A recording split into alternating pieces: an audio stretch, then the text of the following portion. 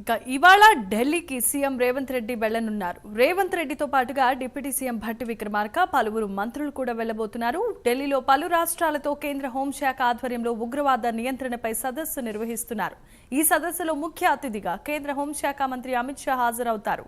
అంతేకాకుండా సీఎం రేవంత్ రెడ్డి, పలు రాష్ట్రాల సీఎంలు కూడా పాల్గొంటారు. అయితే ఈ సమావేశంలో వరద నష్టంపై పలువురు కేంద్ర మంత్రులను కలిసి రేవంత్ రెడ్డి మరింత ఆర్థిక సహాయం కోరే అవకాశం ఉంది. అంతేకాకుండా మంత్రివర్గ విస్తరణ, టీపీసీసీ పూర్తి స్థాయి కార్యవర్గం, నామినేటెడ్ పదవులు, మంత్రి కొండా సురేఖ వ్యవహారంపై చర్చించే అవకాశం కూడా ఉందని తెలుస్తోంది.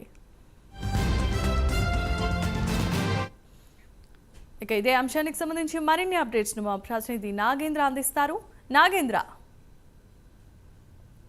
2 రోజుల పాటు తెలంగాణ సీఎం రేవంత్ రెడ్డి ఢిల్లీలో బిజీగా గడపబోతున్నారు. ఈరోజు సాయంత్రం 8 గంటలకి ముఖ్యమంత్రి రేవంత్ రెడ్డి ఢిల్లీ వెళ్ళబోతున్నారు. వెళ్ళిన తర్వాత రేపు కేంద్ర హోంశాఖ ఆధ్వర్యంలో నిర్వహించేటటువంటి ఉగ్రవాద నియంత్రణ సదస్సులో సీఎం రేవంత్ రెడ్డి పాల్గొంటారు. ముఖ్యంగా ఉగ్రవాద నియంత్రణ సదస్సుకు సంబంధించినటువంటి అంశంలో దేశవ్యాప్తంగా ఉన్నటువంటి అన్ని రాష్ట్రాలకు సంబంధించినటువంటి సీఎంలతో పాటు అదేవిధంగా హోంశాఖ అధికారులు కూడా ఈ సమావేశంలో పాల్గొంటారు. ముఖ్యంగా రేపు జరగబోయేటటువంటి ఈ సదస్సుకి ముఖ్య అతిథిగా కేంద్ర హోంశాఖ మంత్రి అయినటువంటి అమిత్ షా పాల్గొనబోతున్నారు.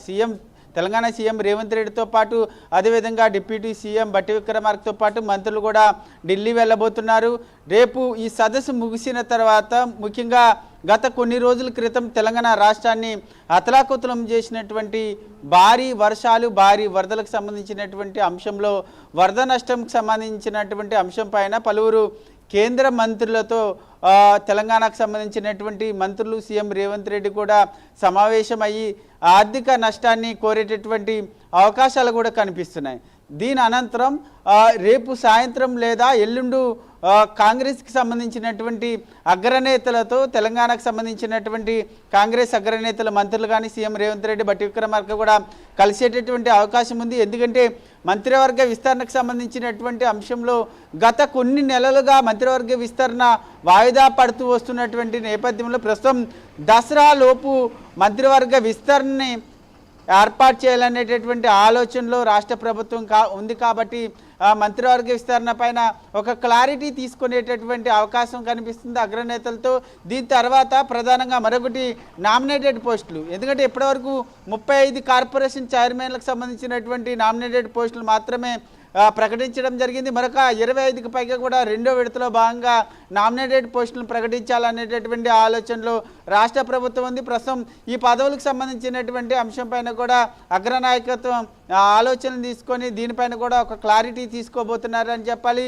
దీంతో పాటు మరొకటి తెలంగాణ రాష్ట్రంలో పెద్ద దుమారం రేపినటువంటి మంత్రి కొండా సురేఖ వ్యాఖ్యలకు సంబంధించి తెలంగాణ రాష్ట్రంలో బగ్గుమంటున్నటువంటి పరిస్థితి. ముఖ్యంగా కొండా సురేఖ చేసినటువంటి వ్యాఖ్యలపైన ఇప్పటికే సినీ పరిశ్రమకు సంబంధించినటువంటి నేతలంతా, సినీ పరిశ్రమకు సంబంధించినటువంటి ప్రముఖులంతా కూడా ఒక్కొక్కరుగా ట్వీట్లు చేస్తూ కూడా వారంతా కూడా పెద్ద ఎత్తున మండిపడుతున్నటువంటి నేపథ్యంలో మరొకవైపు అక్కినేని అమల రాహుల్ గాంధీ, ప్రియాంక గాంధీకి యాడ్ చేస్తూ కూడా ట్విట్టర్లో ఆమె ఒక ట్వీట్ చేసినటువంటి నేపథ్యంలో ఏఐసీసీ కూడా దీని మీద కొంత హైకమాండ్ కూడా దీని మీద కొంత సీరియస్నెస్ ఉన్నటువంటి నేపథ్యంలో దీనిపైన కొండా సురేఖ చేసినటువంటి వ్యాఖ్యలపైన ఇప్పటికే ఎవరిని ఇవ్వాలంటూ కూడా పీసీసీని అధిష్టానం కోరింది. దీనికి సంబంధించినటువంటి అంశంలో కూడా సీఎం రేవంత్ రెడ్డి హైకమాండ్కి ఒక ఎవరినిచ్చేటటువంటి అవకాశం కూడా కనిపిస్తుందని చెప్పాలి. మొత్తానికి 2 రోజుల పాటు తెలంగాణ సీఎం రేవంత్ రెడ్డితో పాటు అదేవిధంగా మంత్రులు డిప్యూటీ సీఎం భట్టి విక్రమార్క